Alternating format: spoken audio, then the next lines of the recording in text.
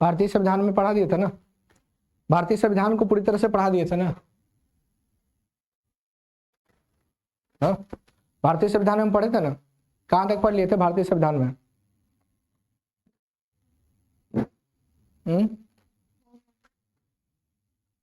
बताइए, भारतीय संविधान को बनाया कब बनकर तैयार हुआ था संविधान? बताइए कोई। 26 नवंबर 1949, बिल्कुल सही है। 26 नवंबर 1949 को भारतीय संविधान बनकर तैयार हो गया था। 26 नवंबर 1949 को, 26 नवंबर 1949 को बनकर तैयार हो गया था। तुम छोटे बताओ कि कब लागू हुआ था? सब भारतीय संविधान जो था वो लागू कब हुआ था?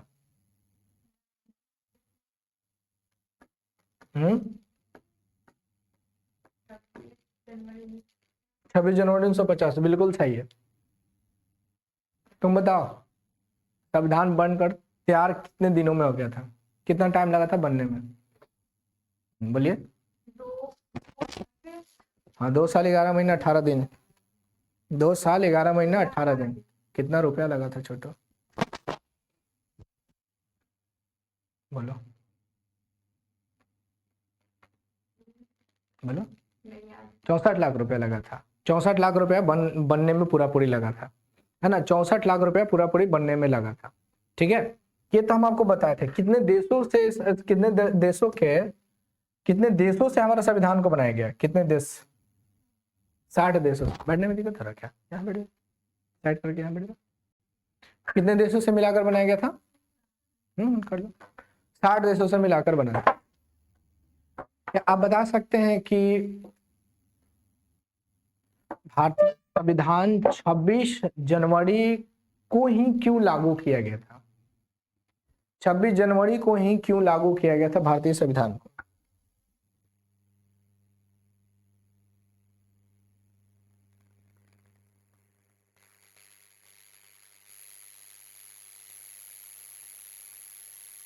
लोग पढ़े थे, क्या पूछे थे क्वेश्चन? हाँ, क्यों लागू किया गया था? 26 जनवरी 1950 को क्यों संविधान लागू किया गया था?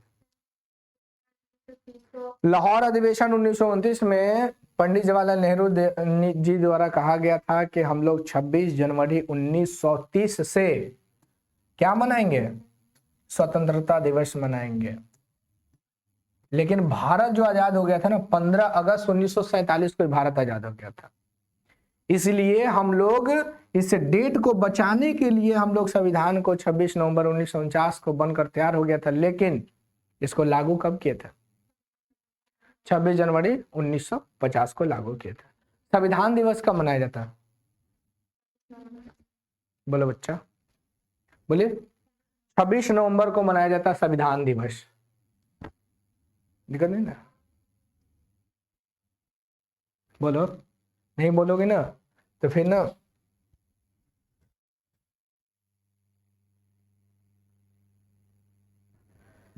चलिए, आप लोग को याद है ना जी, ऑनलाइन वाले को ना याद रहता है, बेचारा कुछ पूछ ही नहीं पाता है। क्या कहें, बहुत दुविधा है। 3 सूची बनाया गया था। 3 सूचियों के बारे में हम लोग पढ़े थे, है ना। कौन कौन 3 सूची था? संघ सूची, राज्य सूची और समवर्ती सूची। 3 प्रकार का शेड्यूल बनाया गया कि कौन कौन विषय केंद्र के अंतर्गत आएगा और कौन कौन राज्य के अंतर्गत आएगा और कौन कौन दोनों में आएगा, है ना। हमारे घर में भी कुछ कुछ बना होता है, जैसे मान लीजिए शादी ब्याह का या कोई का समय होता है, तो कुछ कुछ काम ना एक व्यक्ति नहीं कर सकता है, तो कुछ कुछ काम को बांट दिया जाता है ना, कि भैया आपका ये काम है, दादा आपका ये काम है, दादी आपका ये, सबका अलग अलग, मौसा मौसी सबका अलग अलग काम होता है। उसी प्रकार से भारत में बहुत सारे काम है, बहुत सारा विषय है। उन विषयों को बांटने के लिए 3 गो सूची बनाया गया। एक केंद्र सूची, जिसको केंद्रीय सूची के नाम से जाना गया, एक हो जाएगा, दूसरा हो जाएगा राज्य सूची, और तीसरा जो हो जाएगा समवर्ती सूची हो जाएगा।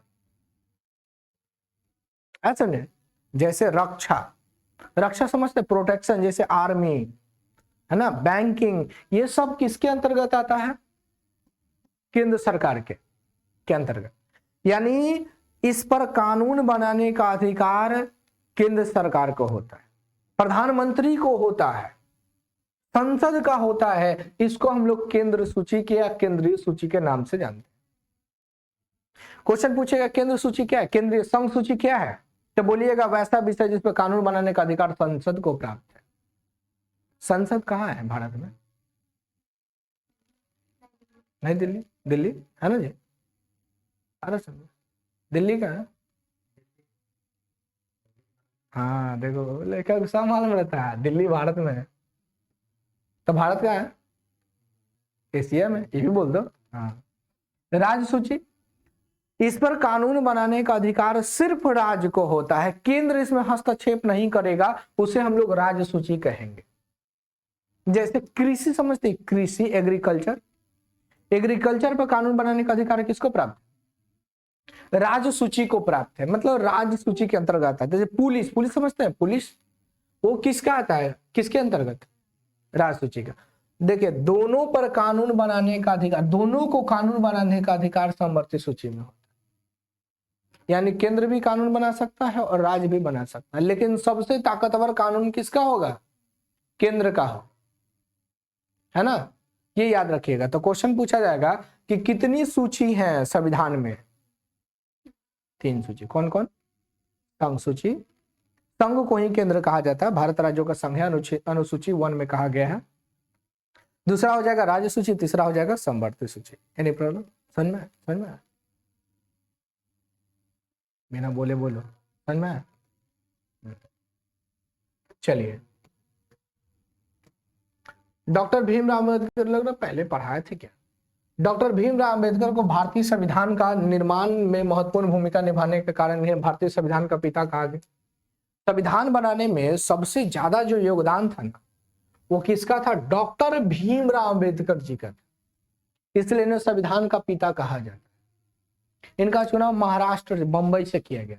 उस समय बंबई प्रेसिडेंसी का नाम था, क्या नाम से जाना जाता था, इसलिए इनको बंबई प्रेसिडेंसी, या फिर हम कह सकते हैं कि किससे चुनाव किया गया था। ये पहले पढ़ाए थे क्या? पूरा कंप्लीट था ये सब, ये पढ़ाना? अच्छा अच्छा, हमको लगा। चलिए, यहां तक समझ में आया। अब हम लोग को पढ़ना है भारतीय प्रजातंत्र। 26 जनवरी 1950 को भारतीय संविधान लागू हो गया था, आप लोग को मालूम है। हमारा संविधान कब लागू हुआ था? बोलिए। 26 जनवरी 1950 को लागू हो गया था। उसके बाद भारत क्या हो गया? गणतंत्र हो गया। प्रस्तावना किसको किसको याद है? प्रस्तावना किसको किसको याद है, बताइए। प्रस्तावना किसको किसको याद है?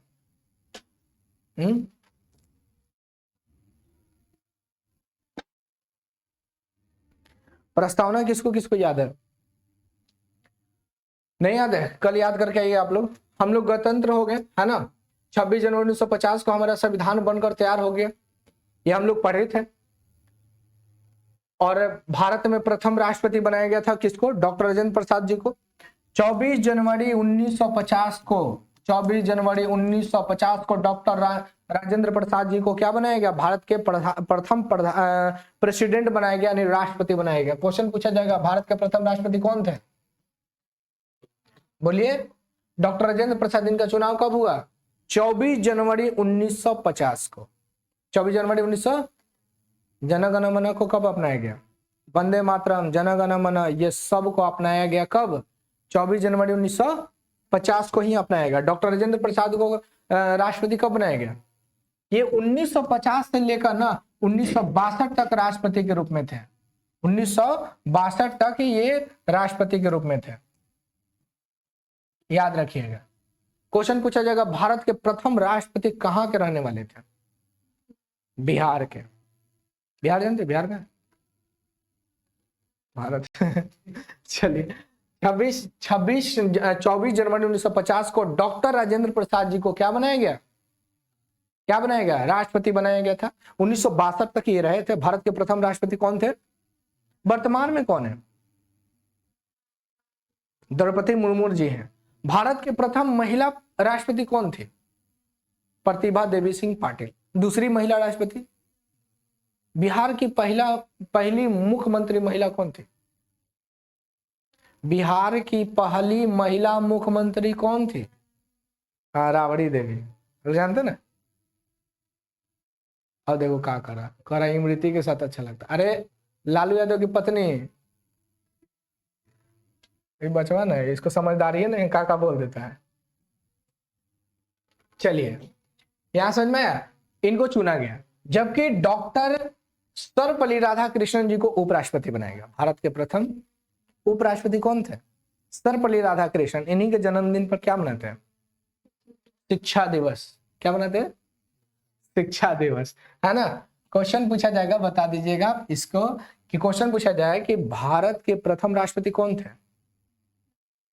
बोलिए। डॉक्टर राजेंद्र प्रसाद जी। इनका जन्म चिरांद, बिहार, सिवान तरफ पड़ता। सिवान देखिए, सिवान कहाँ घर है? नहीं बताना चाहिए, यही है, यही है, बिहार में ही है। कहाँ है? बिहार में। तो इनका जन्म जो होता है ना, बिहार के चिरांद में हुआ था, सिवान में पड़ता है, ठीक है। जबकि इनकी मृत्यु, तो इनको दफनाया गया आपको यही बांसकट। बोले थे ना आप लोग को 2-3 दिन का छुट्टी रहेगा, आप लोग घूम लीजिए। कोई नहीं घूमा, घूम लेना चाहिए। महाप्रायण घाट, काली मंदिर देखिए, ये तो और नहीं देखिए। चलिए, तो ये सबको याद रखिएगा। विधायिका के लिए प्रथम चुनाव 1952 में हुआ। कांग्रेस ने केंद्र सरकार में बहुत ज्यादा मतलब बहुमत हासिल किया। बहुमत का मतलब क्या था? बहुमत, बहु मतलब पतो नहीं, बहु मतलब बहुत सारा, अब मत मतलब वोट। बहुमत यानी बहुत सारा जिसको वोट मिलेगा वही विनर होगा, नहीं तो जीतेगा कोई? मान लीजिए आप लोग को चुनाव करवाए लड़का लड़की में, तो लड़का लड़की में जीतेगा कौन? लड़की जीतेगी। लड़की की जनसंख्या ज्यादा है ना। लड़कियों की हमारे यहाँ जनसंख्या ना ज्यादा, और भी ज्यादा होने वाला है, बहुत सारे आ रहे हैं। लड़कों की जनसंख्या भी ज्यादा है, लड़का लोग भी अभी आया नहीं है। लड़का लोग में भी आ गया है, वो आया कि नहीं? तुम्हारा दोस्त नहीं आएगा, वो भी आएगा। तो पता है दोनों में ना, वो क्या बोलते उसको, डाई। डाई मतलब समझ रहा है? दोनों बराबर हो जाएगा। ये वो सोच रहा हो ना, डाई रंगे वाला, बाल रंगे वाला समझ रहा होगा। तो ये बहुमत प्राप्त हुआ और पंडित जवाहरलाल नेहरू जी को क्या बनाया गया? प्रथम प्रधानमंत्री बनाया गया। क्वेश्चन पूछा जाएगा, भारत के प्रथम प्रधानमंत्री कौन थे? वर्तमान में कौन है? बच्चा बच्चा के होठों पे नाम होता है नरेंद्र मोदी, है ना जी। इससे पूर्व पंडित जवाहरलाल नेहरू अंतरिम सरकार के भी प्रधानमंत्री के पद पर रह चुके थे। याद रखिएगा इसको। इसके बताइए ना जी, देखो तो ऊपर कौन सा टॉपिक, ये अच्छा, वो विशेषता पढ़ाना है क्या? देखो, बोलो। ये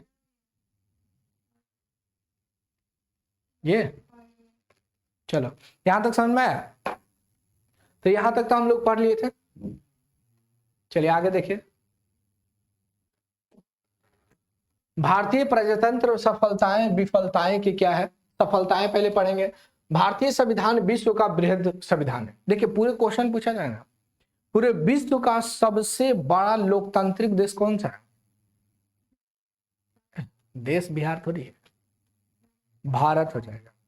लोकतंत्रात्मक बात कर रहा है पूरे विश्व में, क्योंकि भारत की जनसंख्या सबसे ज्यादा है। चाइना लोकतंत्र नहीं है, ठीक ना। आप चाइना को मत समझिए कि लोकतंत्र है, वहां पे प्रजा के द्वारा नहीं चुने जाते हैं। हमारी तरह ना वहां लड़ाई झगड़ा नहीं होता पॉलिटिकल पार्टी में, वहां पर साफ कहानी खत्म। चाइना उन्हें ना, वहां पे एगो फिक्स है तो फिक्स है।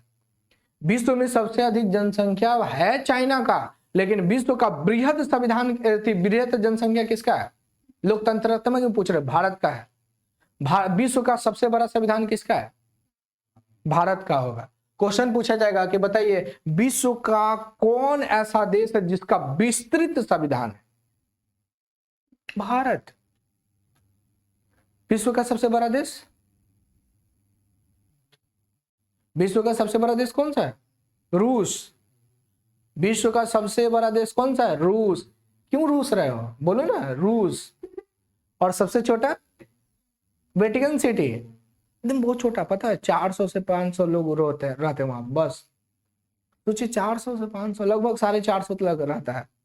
इतने इतने तो पूरा खानदान हम लोग मिलाएंगे तो 1000 के पार हो जाएगा, है कि नहीं। तब गलती से हम लोग चल जाएंगे तो दिक्कतें हो जाएगा। इतने को तो ही ले रखे, पैरों रखे की जगह नहीं मिलेगा। भारत संविधान भारत का संविधान जो है ना वो विश्व का बृहद संविधान है। विश्व का सबसे बड़ा संविधान भारत का संविधान, जो कब बनकर तैयार हो गया था, 26 नवंबर 1949 को बनकर तैयार हो गया। 26 जनवरी 1950 को ये लागू हो गया। सभी नागरिकों को जाति, धर्म, धन व लिंग के आधार पर भेदभाव नहीं किया जाता है। भेदभाव किया जाता है? बताइए, हम आपके साथ भेदभाव किए? लड़का लड़की सब बैठ के पढ़ रहा, भेदभाव हुआ? नहीं। अमीरी गरीबी कहीं भेदभाव हुआ? ठीक है, तो हमारे गरीब के घर में आप लोग आए हैं, क्या आप हमारे यहाँ पढ़ने आए ना, तो आप लोग भेदभाव किए?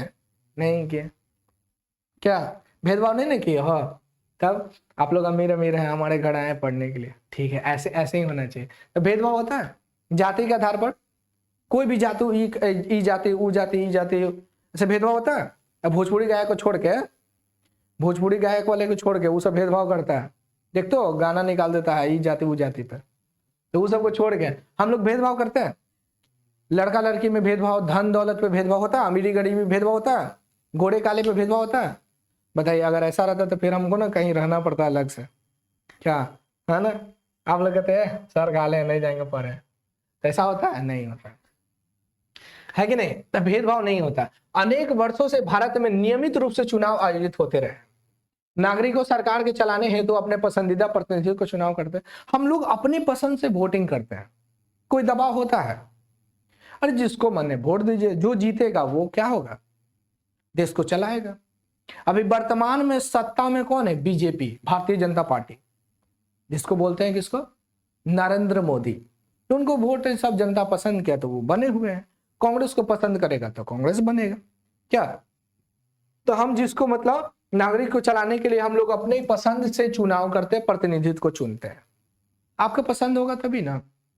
जैसे देखिए, कभी कभी हम लोग स्कूल में मॉनिटर चुनते हैं, आज तक हम मॉनिटर बन भी नहीं किए कभी, हमको चुनने का मौका नहीं मिलता था। जब जब हम बोलते हम भी वोट देंगे तो बोले हट तोरा नहीं, यहाँ जो जो पढ़े में थे जो उसको, हम बोले वो ये बात है, हम लोग सब भगा देता था सब। बताओ, एकदम भेदभाव करता था सब। सबसे हम लास्ट में बैठते थे जानबूझ के, सर आते थे ना छुप जाते थे, सर देख नहीं ले और ढूंढ लेते थे। हमारे एगो मैडम थे, कहते टाई पकड़ के से, अरे गधा नाम इतना बड़ा, काम कुछ नहीं। पता नहीं मैडम कहाँ है, बड़ा मिस करते हैं उनको। चलिए, तो हम लोग पसंदीदा प्रतिनिधि को चुनते हैं।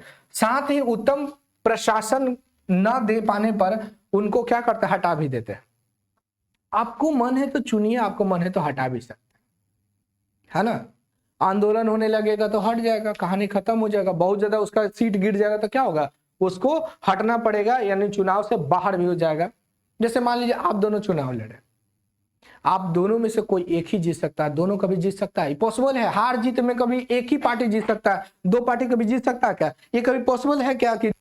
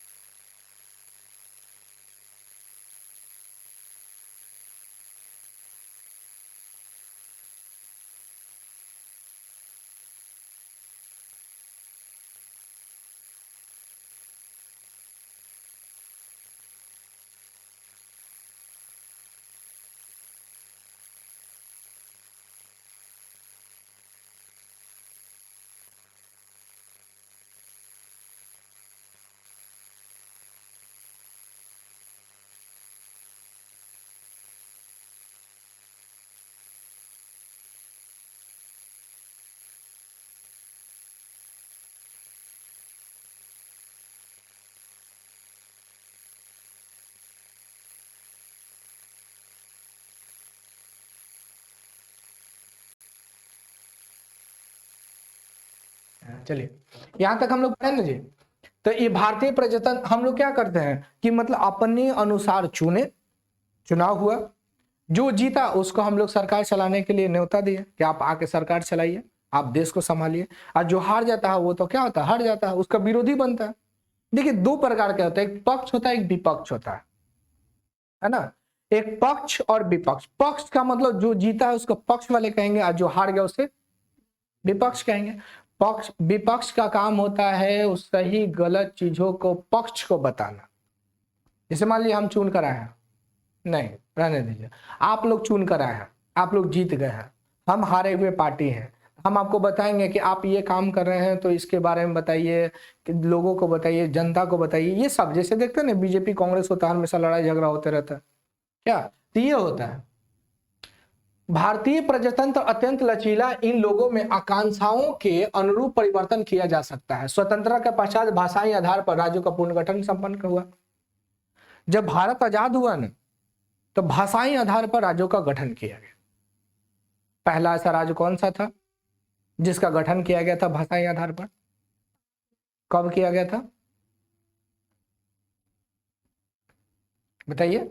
अनीता, निकिता, हाँ बोलिए, बोलो, कल्लू बोलो, बताओ ना क्या नाम है इसका। भाषाई आधार पर पहला राज्य कौन था जिसका गठन किया गया था? आंध्र प्रदेश। कब किया गया था? 1953 में। याद नहीं, भूल गए आप लोग? उतना सारा तो राज्य बताए थे।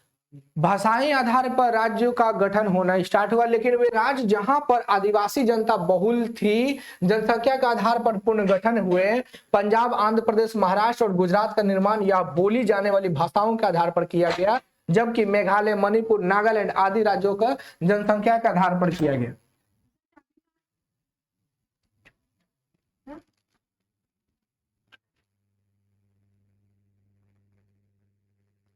ऐसा में कि नहीं, ये सबको किया गया। क्वेश्चन आपसे पूछा जाएगा कि भारत में भाषाई आधार पर पहला राज्य कौन था जिसका गठन किया गया, तो आंध्र प्रदेश होगा तेलुगु भाषा के आधार पर। किस भाषा के आधार पर? ठीक है, तेलुगु भाषा के आधार पर। ये भाषा के आधार पर बहुत सारे राज्यों का गठन किया। मराठी भाषा पर महाराष्ट्र को, गुजराती भाषा पर गुजरात को, लेकिन बाकी जो था आपका मेघालय हो गया, मणिपुर, नागालैंड, इस सबको आदिवासी जनसंख्या के आधार पर बांटा गया। आप लोग जानते होंगे, आप लोग मैप देखे हैं कि नहीं? मैप इसमें तो ऐड नहीं किया गया है, मैप आपको दिखाएंगे। चलिए यहां तक समझे कि नहीं? तो ये सब याद रखिएगा कि कैसे कैसे इसका गठन किया गया। भारत में एक स्वतंत्र प्रेस एवं स्वतंत्र न्यायपालिका है। अनेक धर्म के अनुयायी लोग यहाँ पर रहते हैं। भारत एक धर्मनिरपेक्ष देश है। धर्मनिरपेक्ष का अर्थ होता है सभी धर्मों का महत्व, किसी एक धर्म की महत्वता नहीं। जैसे मान लीजिए बिहार है, तो बिहार में भले ही जनसंख्या हिंदू का हो या इस्लाम का हो, ईसाई का हो या फिर इस्लाम का या किसी का भी हो, लेकिन उसका वर्चस्व नहीं होगा। राज्य उसका संरक्षण प्रदान सभी को करेगा, एगो का नहीं करेगा। बिहार में फेस्टिवल होता है ना बहुत सारा, हिंदू का भी फेस्टिवल होता है, मुस्लिम का भी होता है, ईसाई का होता है, जैन का होता है, सभी का होता है। सब अपने अपने फेस्टिवल का एंजॉय करते हैं, किसी पर बैंड नहीं है। भले आप मानिए या ना मानिए, लेकिन राज्य स्तर पर कोई भी एक धर्म नहीं होगा। इसको धर्मनिरपेक्ष देश कहा गया। भारत एक धर्मनिरपेक्ष देश है। धर्मनिरपेक्ष का मतलब ध्री का मतलब क्या होता है? अपनाना। अन्य का मतलब नहीं, और निरपेक्ष का मतलब संप्रदाय, यानी कोई भी एक संप्रदाय का ये क्या होगा? धर्म का वाला देश नहीं होगा। बताइए भारत में सभी धर्म है कि नहीं?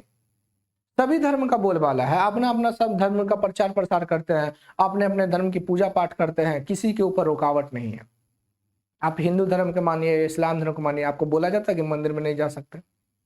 सरकार की तरफ से ऑर्डर है आज मंदिर में नहीं जाना है, ऐसा हुआ?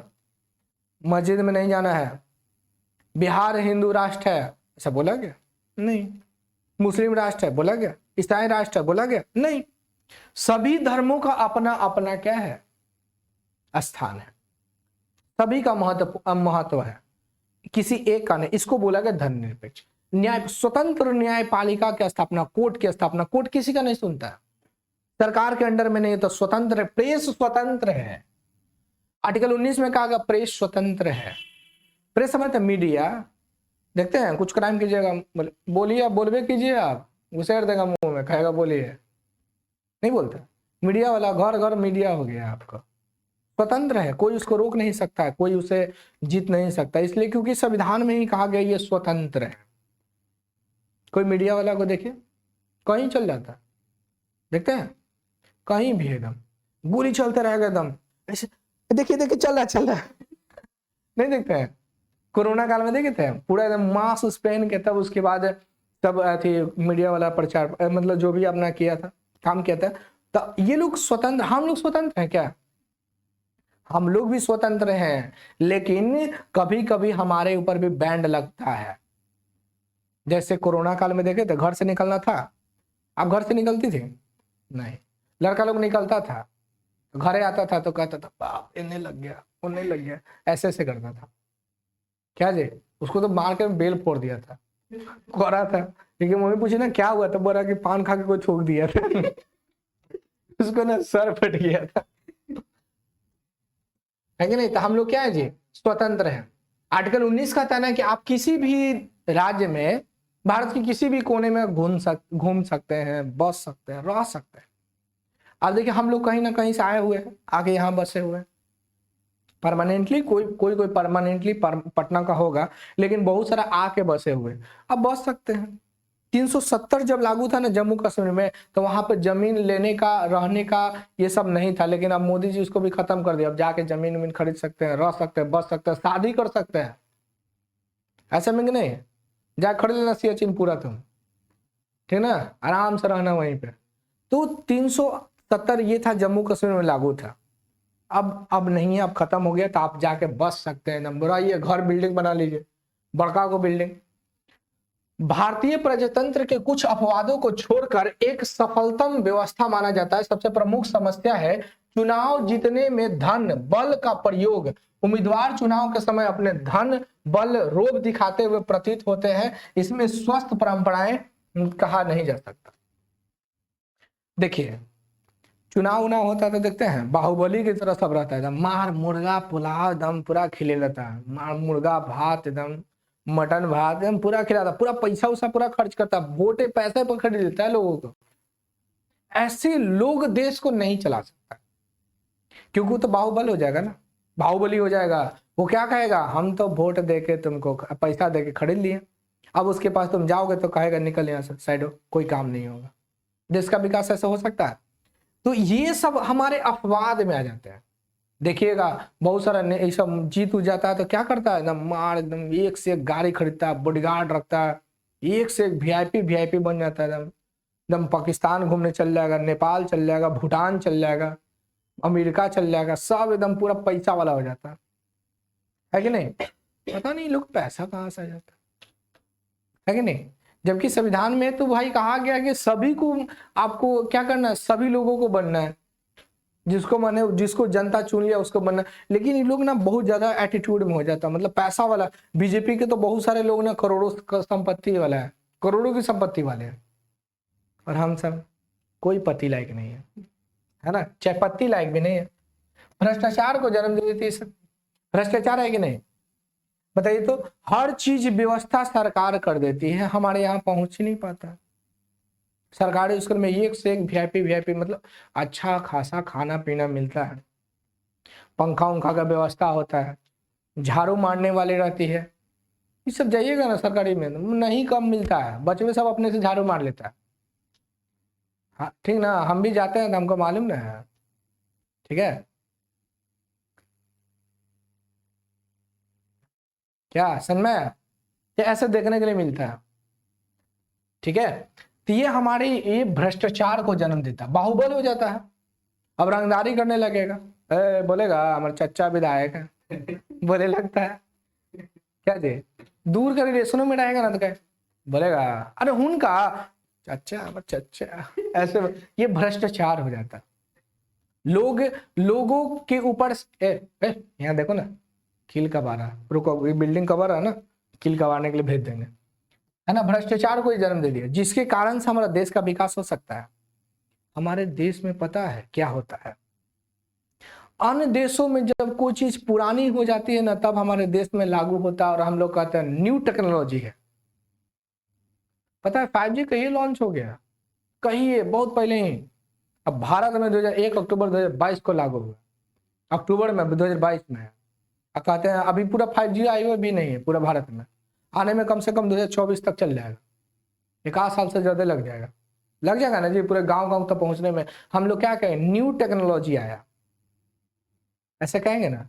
तो हमारे देश में ना करप्शन बहुत ज्यादा है, करप्शन नहीं है, इतना करप्शन है ना कि आप, हमारा देश बर्बाद होते जा रहा है। इन कुछ नेताओं के चलते हमारा देश ना खत्म होते जा रहा है। ब्लैक मनी, हमारे पास कोई मनी नहीं है, वहां सब ब्लैक करके रख ले। क्या आपके पास है पैसा? नहीं है, बेचारे बोले नहीं है, हमारे पास भी नहीं है। हमारे पास तो 1 रुपया नहीं होगा, आप लोग के पास दो 4 रुपया हो करेगा। 1 रुपया देखो उसके पास है, कर रहा है। तो ये भ्रष्टाचार को जन्म देने का काम करता है, जो कि ये लोग क्या करते हैं, चुनाव ऐसी वोट को खरीदने का काम, वहां पे बैठ के रंगदारी करने का काम, लोगों को धमका देना, हो बंटवा न देबू ना तो फिर रोडवा पे चले ना देबू। तो ये सब भ्रष्टाचार को जन्म है कि नहीं? ये सब नहीं होना चाहिए। साफ सुथरा चुनाव हमारे देश में होनी चाहिए। साफ सुथरा चुनाव जिस दिन होने लगेगा, देश भी क्या हो जाएगा, क्या हो जाएगा, विकसित हो जाएगा। हमारा देश बहुत पढ़ाई लिखाई में सबसे कमजोर है, बिहार तो और साफ एकदम लहसुन प्याज है। क्वेश्चन पूछा जाएगा ना, भारत में सबसे पढ़ा लिखा, सबसे कम पढ़ा लिखा कौन है, सबसे एकदम गैल गुजरल कौन है, हम लोग बोल दीजिएगा बिहार। आंसर सही हो जाएगा। पढ़े लिखे नहीं है बिहार में, बिहार में सिर्फ यही जातिवाद है। अब बिहार में सबसे ज्यादा ये होता, यादव है हम यादव, अरे भैया जानते हो गनवा निकाल देता है, अहिरान फहिरान, अरे उसका भी नाम खराब कर देता। नहीं बोलिए, ये सब उनको भी समझना चाहिए कि आपके खिलाफ तो गलत बोल रहा है ना, है कि नहीं? नहीं बोलता, यादव है, अहिरान है, अहिर है, कुछ और पर गानो निकाल देता है, सब एक से एक गाना। तो गाना को मीनिंग को समझिए कि आपके खिलाफ बोल रहा है, आपके सपोर्ट में नहीं। पूरा बजा देगा डीजे में, आए तो हैरान के यार, अरे गधा ओकरा में तो नाच दिया है तुम्हारे घर परिवार को। इसको सोचना चाहिए, समझना चाहिए, लोग सोचता नहीं है। जातिवाद पे तो गाना आना नहीं चाहिए, है ना? ये सब गलत चीज। अश्लील गाना 292 आईपीसी की धारा 292 94 इस सब में कहा गया है कि अश्लील गाना बजाना इस सब बैंड है। कोई सुनता नहीं, बज रहा, टेम्पुओ में बैठिएगा बजा देगा। क्या बोलिएगा, टेम्पो वाला से बोलिएगा तो क्या लड़े लग गया, इसलिए चुपचाप चल भाई बजाओ। लेकिन बहुत सारा टेम्पो वाला ना बहुत अच्छा होता है, आपकी हेल्प करेगा। स्टूडेंट लोग हम बहुत देखे हैं ऑटो वाले को, कि स्टूडेंट लोग छोटे छोटे बच्चे लोग रहते हैं ना, तो उससे ना कम पैसा रहता है ना, कम ऐसे कोई बात नहीं बाबू जाओ जाओ, ऐसे ऐसे भी लोग मिलते हैं इंसान, है कि नहीं? एक से एक रहता है। अब कोई करत ना देबू, कैसे ना देबू, देवे ही पड़ता है। देखे एकदम एक से एक बात बोलता है, तो है कि नहीं? हर जगह मैनेज करके चलना चाहिए। एक अन्य समस्या, जाति के आधार पर मतों का प्रयोग। देखिए आ गया ना, जाति के आधार पर खड़ा हो जाएगा, सब कहेगा ओ हम ही ले कहे, अरे हमरे जात है, हमरे जात है, वोट ओकरे जात पर देता है, उसी के आधार पर वोटिंग मिलता है। अब मान लीजिए किसी के एग्जाम्पल ले लीजिए ना, आजकल फेमस है यादव, यादव है हम, यादव है हम भी यादव, अब भैया तोहरे वोट दे बुआ ले। ये सब नहीं होना चाहिए, ये सब गलत है। जातिवाद के आधार पर जो वोट होता है हमारे देश के लिए हानि है। ऐसा नहीं है कि यादव के नाम पे वोट दिया तो यादव को सोना के पालकी पे बैठा देगा, ऐसा होता है? नहीं हो सकता है। अब जैसा है ना वैसी कंडीशन में रहिएगा, क्योंकि सरकार आपकी नहीं सुनेगी, आपकी भावनाओं के साथ खेलती है। आप कोई भी कास्ट का रहिए, कोई भी किसी भी कास्ट का रहिए, कास्ट सिस्टम हमारे देश के लिए बेकार है, अन्य देशों में नहीं है। अन्य देशों में नहीं तो विकसित है, हमारे देश में यही है बस, खाली कास्ट। और दूसरा तो हिंदू मुस्लिम, बाप रे, ये भारत का नियम है एकदम, हिंदू मुस्लिम। अगर मंदिर बन गया, वो मस्जिद वहां बनबे करेगा, चाहे काहे नहीं, मस्जिद बन गया वहां मंदिर बनेगा, आपस में दोनों लड़ेगा। तो फिर काहे कहते हो भाई हिंदू मुस्लिम भाई भाई, मत बोलो ना, वहां कहो हिंदू मुस्लिम दुश्मन दुश्मन, है कि नहीं? ये थॉट अच्छा हो जाएगा। हमारे देश को आजाद कराने में कितने लोगों ने कुर्बानी दिया, इस बात को कोई याद नहीं रखता है। इस बात को सिर्फ लोग बस याद, खाली बस एगो मूछ बढ़ा लेगा, सिंह जैसा है, अरे भगत सिंह जैसा भगत सिंह नहीं बन सकते हो। भगत सिंह नहीं कहते थे हिंदू मुस्लिम है, गांधी जी नहीं कहते थे हिंदू मुस्लिम है। तो बस हम अहिंसा के पुजारी हैं, आप एक गाल में मारिए दूसरा गाल दे देंगे, है ना। और 2-3 तब रख देता तो गुस्सा आ जाता है को तो मार पे लिख रहा है गांधी जी का था, साइड में हटा। तो हमारे यहाँ क्या है, ये जाति के आधार पर जो वोट होता है ना, ये विभाजन का काम करता है। इसका फायदा अंग्रेजों ने भी उठाया था। अंग्रेज तो एकदम खुलेआम उठा लिया। बंगाल विभाजन 1905 में, 6 में हुआ था ना बंगाल विभाजन, 1906 में बंगाल को ही बांट दिया। बांग्लादेश जानते हैं ना, बांग्लादेश, देखिए हम आपको दिखाते हैं।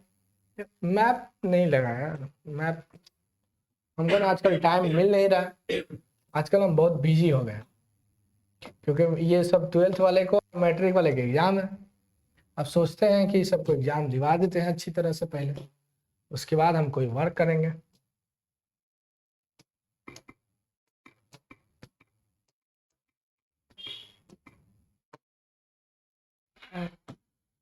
चलिए देखिए, क्या आपको दिख रहा है? कोई ऐसा व्यक्ति जिसको नहीं दिख रहा होगा?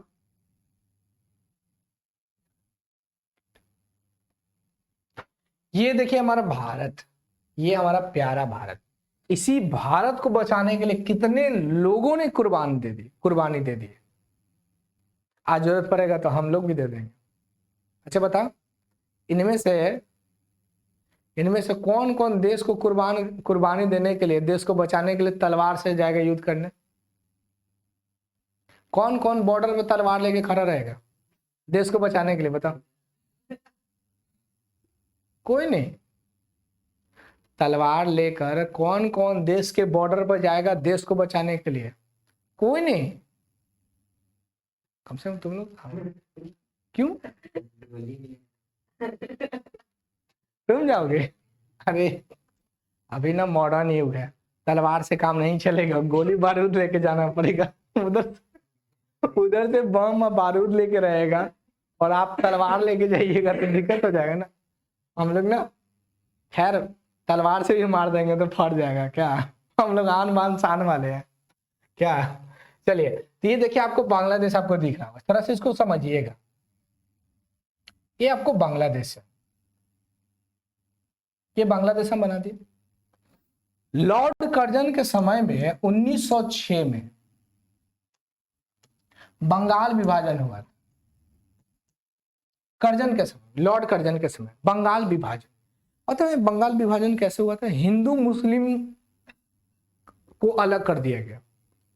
हिंदू मुस्लिम एकता थे, इतने मजबूती से बॉन्ड बनाए हुए थे ना कि बॉन्ड टूट नहीं सकता था।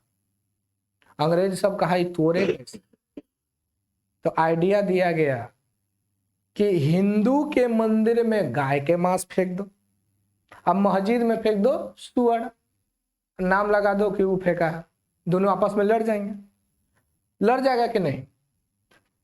लड़ जाएगा। बंगाल विभाजन ऐसे कर दिया गया। बंगाल विभाजन, ये पूरा बंगाल हुआ करता था पहले। ये पहले जो था, कहाँ मीटर रहा है? ओहो लिख रहे हैं कहाँ मीटर रहा है। ये पूरा ना बंगाल यहां से यहां तक हुआ था पहले। ये बंगाल आपका इस प्रकार से ऐसे हुआ करता था, ठीक है। ये बहुत बड़ा क्षेत्र था बंगाल का, ऐसे बंगाल का बहुत बड़ा क्षेत्र, ठीक है। धीरे धीरे टूटा ये सब। टूटने के बाद आपका बंगाल बचा कितना? इतना बचा, इतना बचा। विभाजन कर दिया गया, ये ऐसे बांट दिया गया। अब इसको बॉर्डर लाइन खींच देते हैं, ऐसे विभाजन कर दिया, ठीक है। अब समझिए, यहां से देखिए ये क्या है, बोलिए ईस्ट, और ये क्या है वेस्ट। यानी बंगाल कितने भागों में टूटा? 2 भागों में, एक ईस्ट और वेस्ट, यानी एक पूर्वी एगो पश्चिमी, ठीक है। अब छोटो समझो, ईस्ट वाले बंगाल को कहा गया पूर्वी बंगाल और ईस्ट वाले को कहा गया पश्चिमी बंगाल, है ना। पश्चिमी बंगाल कहा गया, ठीक है। देखिए समझिएगा, इस वाले को जो हम लोग के अभी क्षेत्र में है ना, उसको पश्चिमी बंगाल कहा गया और इस वाले को पूर्वी बंगाल के नाम से जाना गया। इसीलिए देखते हैं ये है पूर्व में, लेकिन नाम क्या है, पश्चिम बंगाल, जबकि इधर से होना चाहिए ना, इधर आपका पश्चिम पड़ता है ना जी, तो इधर वाले क्षेत्र को हम लोग पश्चिम कहेंगे, लेकिन इधर पश्चिम कहते हैं। तो ये भी समझ में आ गया होगा कि पश्चिम बंगाल को पश्चिम क्यों कहते हैं, क्योंकि बंगाल को दो भागों में तोड़ा गया, और जो बांग्लादेश है वो पूर्वी बंगाल के नाम से जाना गया, और जो भारत में बंगाल है उसको क्या कहा गया, पश्चिम बंगाल के नाम से जाना गया, है कि नहीं। जब भारत विभाजन हुआ ना 1947 में, भारत विभाजन किया गया, तो ये पाकिस्तान को दो हिस्सा मिला, एक पश्चिमी पाकिस्तान और ये जो था ना ये पूर्वी पाकिस्तान, ये ऐसे मिला। असल में ये पश्चिमी पाकिस्तान और ये था पूर्वी पाकिस्तान। लेकिन अब बताओ इसका देखभाल करने के लिए इधर से आ सकता है, हम निशावे देंगे नहीं, तो इसका ना कंडीशन बहुत खराब हो गया। ये ऐसे भी पाकिस्तान जो था ना ये इसका देखभाल करता नहीं था। बांग्लादेश में एक प्रकार एक भी अच्छा स्कूल नहीं था, हॉस्पिटल नहीं था, किसी भी प्रकार का यहाँ पर अच्छा व्यवस्था नहीं था। इस कारण से यहाँ पर आंदोलन स्टार्ट हुआ और इंदिरा गांधी के समय में 1971 में इसको आजाद कर दिया गया और पूर्वी बंगाल किस नाम से जाना गया, बांग्लादेश के नाम से जाना। नींद आ रहा, नींद आ रहा, नींद आ रहा, नींद आ रहा। चलिए यहां तक समझ में आया। क्वेश्चन पूछा है बांग्लादेश कब आजाद हुआ, बांग्लादेश कब बना, 1971 में, आया समझ में कि नहीं। तो इस प्रकार से हम इसको बता समझ में आया। चलिए अच्छी बात है, समझ गए होंगे। तो कहाँ था जी, चैप्टर 13 23,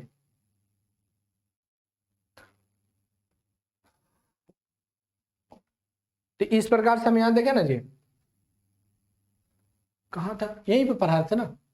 हाँ, स्वतंत्र प्राप्ति के पश्चात भारतीय सरकार ने छोटे से अंतराल में को छोड़कर सर्वदा प्रजातंत्रीय उत्तराधिकारी का निर्वहन करने का काम किया था, ये हम लोग पढ़े थे। और यहाँ समझिए कुछ समय के बाद यानी 1975 की बात करें, कुछ समय के लिए नागरिकों की स्वतंत्रता की सीमा का हनन हुआ था। पता है 1975 में इमरजेंसी लगा दिया गया, इमरजेंसी मतलब आपातकाल लगा दिया गया 1975 में।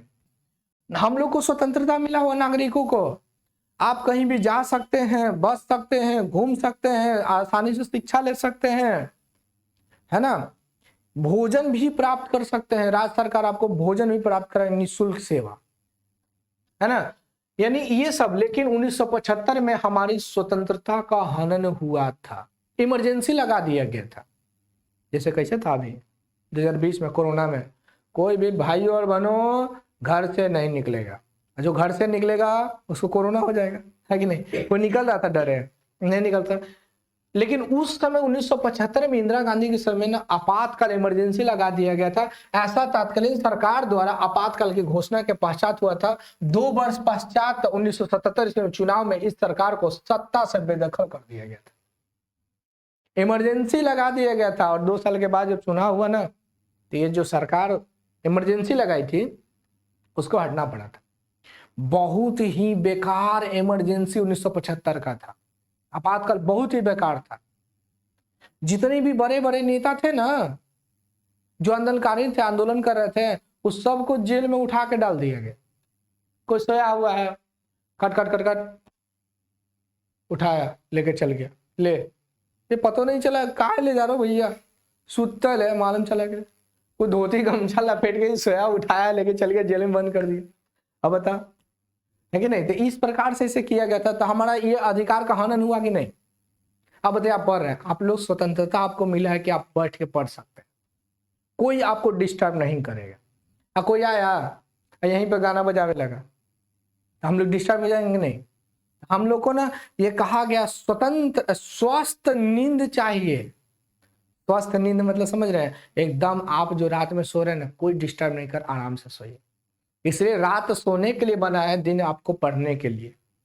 तो दिन में सोता है सब, रात में कहेगा लगाओ सीरियल कांताबाई, है ना, यही ना, सीरियल नहीं देखे पढ़िए।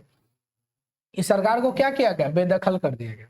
यानी इससे आप क्या समझे कि कोई भी सरकार को जनता चुन सकती है, उसको बैठा सकती है, तो उसको हटाने की भी पावर सरकार को नहीं बल्कि जनता को होता है ना। हम लोगों को पावर है, यानी असली देश के हीरो को, असली देश का मतलब कौन हो गया, क्या बोलते हैं उसको, असली देश का मालिक कौन हो गया, जनता हो गया, क्योंकि हमारे द्वारा ही किसी को चुनकर वहां बैठाया जाता।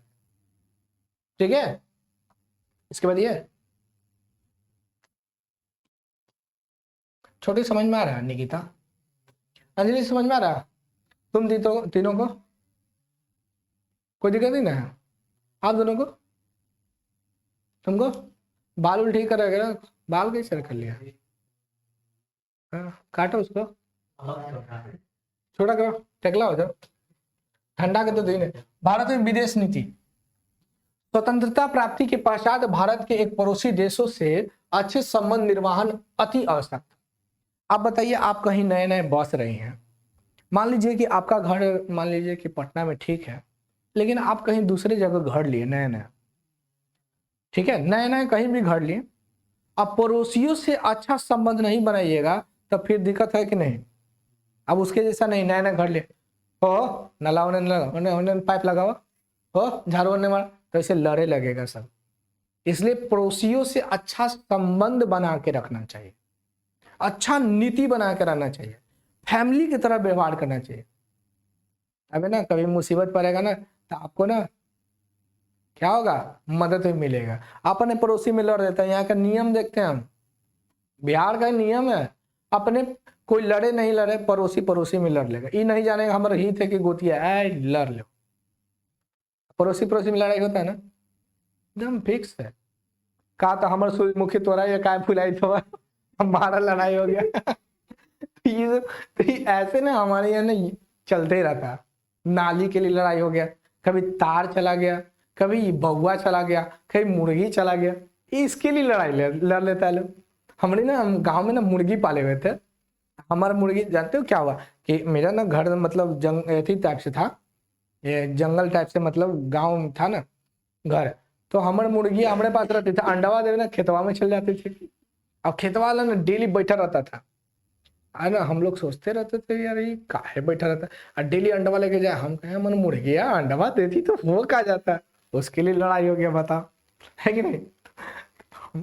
हमारे चचा बता का किए, उसको पकड़े, बोले न रहिए बांस न बजे बांसुरी, लिया बनाओ एकरा, काट के कहा गया, है कि नहीं। तो हम लोग को अपने पड़ोसियों के साथ अच्छा संबंध बनाना चाहिए।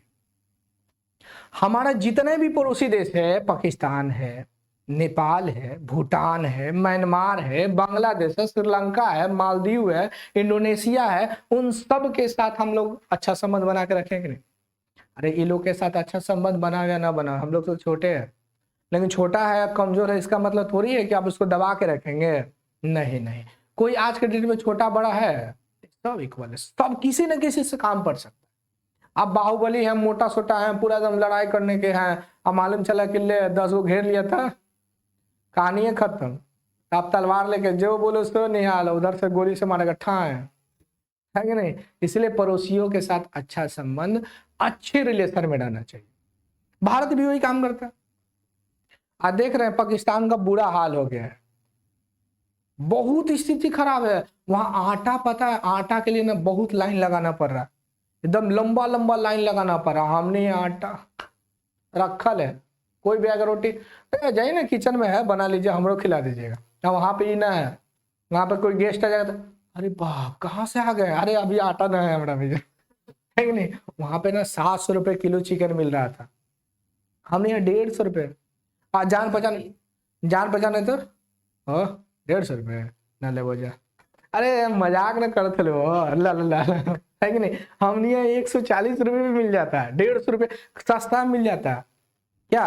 और दोस्त रहा था यार पैसा नहीं तो पैसा तुम नहीं खिलाएगा, अरे ले जाए तू बहुत बोलता है ला, क्या वहाँ 700 रुपये, नान रोटी 100 रुपये, प्याज 300-400 रुपये, वो तेल कौन तेल, सरसों तेल, वो महंगा उतना हो गया 400-500 रुपये लीटर।